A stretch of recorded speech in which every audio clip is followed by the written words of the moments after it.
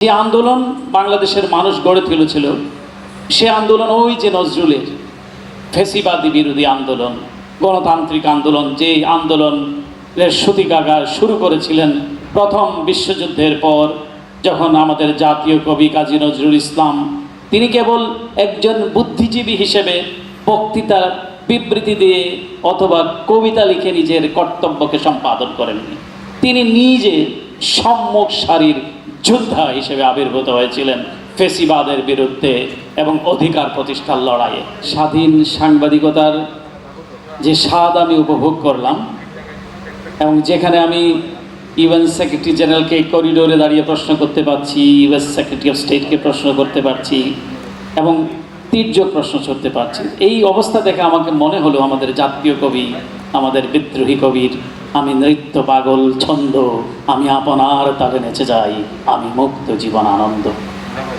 যখন এরকম একটি ব্রত নিয়ে আমি সাংবাদিকতা করছি, তখন বাংলাদেশের মানুষ তাদের কণ্ঠ রুদ্ধ, তারা কারারুদ্ধ। আমাদের প্রধানতম রাজনৈতিক দল, যার নেত্রী আমি সৌভাগ্যবান, যার সঙ্গে দীর্ঘ 5 বছর প্রধানমন্ত্রীর কার্যালয়ে কাজ করতে পেরেছি, আমাদের গণতান্ত্রিক আন্দোলনের সংগ্রামের নেত্রী দেশনেত্রী বেগম খালেদা জিয়া যখন কারারুদ্ধ, তার সুযোগ্য সন্তান আজকের বাংলাদেশের নির্বাচিত প্রধানমন্ত্রী তারেক রহমান যখন নির্বাসিত, এবং অসংখ্য মামলা হামলা নিয়ে হিমালয়ের মতো মাথা উঁচু করে দাঁড়িয়ে আছে একটি দল, বাংলাদেশ জাতীয়তাবাদী দল, এবং তাদের ধর্ম জ্ঞান তখন হয়ে গিয়েছিল ওই যে নজরুলের আবারও এই শিকল পরাছল, এই শিকল পরাছল, এই শিকল পরেই শিকল তোদের করবে রে বিকল। এবং অসংখ্য নেতাকর্মী কারাবরণ করেছে, অসংখ্য মানুষ গুম হয়েছে, তাদের সর্বস্ব ত্যাগ করেছে শুধুমাত্র বাংলাদেশের বাক স্বাধীনতা, মত প্রকাশের স্বাধীনতা, গণতন্ত্র প্রতিষ্ঠার করবার জন্য। এবং যে আন্দোলন বাংলাদেশের মানুষ গড়ে তুলেছিল সে আন্দোলন ওই যে নজরুলের ফ্যাসিবাদী বিরোধী আন্দোলন, গণতান্ত্রিক আন্দোলন, যে আন্দোলনের সূতিকাগার শুরু করেছিলেন প্রথম বিশ্বযুদ্ধের পর, যখন আমাদের জাতীয় কবি কাজী নজরুল ইসলাম তিনি কেবল একজন বুদ্ধিজীবী হিসেবে বক্তৃতা, বিবৃতি দিয়ে অথবা কবিতা লিখে নিজের কর্তব্যকে সম্পাদন করেননি।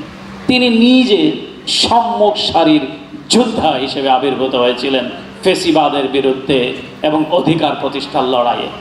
সর্বশেষ যে সংগ্রামটি বাংলাদেশে হয়েছিল সেটি বলা হয়েছিল বৈষম্যের বিরুদ্ধে সংগ্রাম, এবং বাংলাদেশের সকল আবাল বৃদ্ধ বনিতা এক হয়ে গিয়েছিল, এক কাতারে এসেছিল ওই নজরুলের মূল মন্ত্র আবার সবাইকে হৃদয়ে সবাইকে নাড়া দিয়েছে। ওই যে গাহি সাম্যের গান, যেখানে আসিয়া এক হয়ে গেছে সব বাধা ব্যবধান। সুতরাং সাম্য প্রতিষ্ঠা করবার জন্যে বাংলাদেশের ছাত্ররা, যুবকরা, কৃষকরা, মেহনতি মানুষরা বৈষম্যমুক্ত বাংলাদেশ গড়বার জন্যে সেই নজরুলের বাণীতে তারা আকৃষ্ট হয়ে ধারণ করে বাংলাদেশের রাজপথে নেমে এসেছিল বলেই শেখ হাসিনার মতো একটা স্বৈরাচারিণীকে আমরা এই দেশ থেকে তাড়াতে পেরেছি। এবং নজরুল আমাদেরকে সেই শিখিয়েছেন, এবং নজরুলের সেই বাণীগুলো উচ্চারিত হয়েছে ঢাকা শহরের অলিতে গলিতে সমস্ত জায়গায়। এবং ওই যে বৈষম্যের বিরুদ্ধে যে সংগ্রাম ছিল কাজী নজরুলের ঊনবিংশ শতাব্দীর, সেই বিংশ শতাব্দীতে বেশি এটি কার্যকর হয়েছে। তো সেই সমাজ প্রতিষ্ঠার পথে আমরা এগিয়ে চলেছি এখন আপনাদেরই নির্বাচিত প্রধানমন্ত্রী তারেক রহমানের নেতৃত্বে। আজকে নজরুল আমাদের জীবনে জড়িয়ে আছেন, আমাদের সাহিত্যে, আমাদের সংস্কৃতিতে, আমাদের চলাফেরায়, আমাদের কথাবার্তায়। আমরা নজরুলকে কোনোভাবেই আমরা বিচ্যুত করতে পারবো না। একইভাবে রবীন্দ্রনাথ, এখন আপনারা বলতে পারেন রবীন্দ্রনাথকে নিয়ে আলোচনার দরকার কি, নজরুলের জন্মজয়ন্তী অবশ্যই আলোচনা করতে হবে, কারণ রবীন্দ্রনাথ, নজরুল আমাদের, এবং আমাদের ভাষা হচ্ছে বাংলা, এবং বাংলা ভাষার রাষ্ট্রীয় সদর দপ্তর হচ্ছে ঢাকা। সুতরাং এটি আর কোনো ভিন দেশের ভাষা নয়, বাংলা ভাষা, বাংলাদেশ, বাংলাদেশের ভূখণ্ড, বাংলাদেশের সাহিত্য লিড করবে কাজী নজরুল ইসলামকে, রবীন্দ্রনাথ ঠাকুরকে। এবং রবীন্দ্রনাথ ঠাকুরকে আমাদের জাতীয় কবিও কিন্তু তিনি উচ্চ স্থানে বিশ্বকবি সম্রাট হিসেবে অভিহিত করে তার সঞ্চিতা কাব্যগ্রন্থটিকে উৎসর্গ করেছিলেন, নজরুলও করেছিলেন। যখন হুগলি জেলে 40 দিনের মতো অনশন করছিলেন আমাদের বিদ্রোহী কবি, 30 দিনের মাথায় রবীন্দ্রনাথ ঠাকুর টেলিগ্রাম পাঠিয়েছিলেন, give up hunger strike, our literature claims you. এই টেলিগ্রামটি পাঠিয়েছিলেন এবং তার বসন্ত নৃত্যনাট্য বইটি নজরুলের নামে উৎসর্গ করেছিলেন। সুতরাং আমাদের মধ্যে আমাদের এই বিভাজন, আমাদের কিছু কিছু মানুষ আছে, আমরা কিছুটা কনফিউশনে ভুগি, আমরা দ্বিধাদ্বন্দ্বের ভুগি।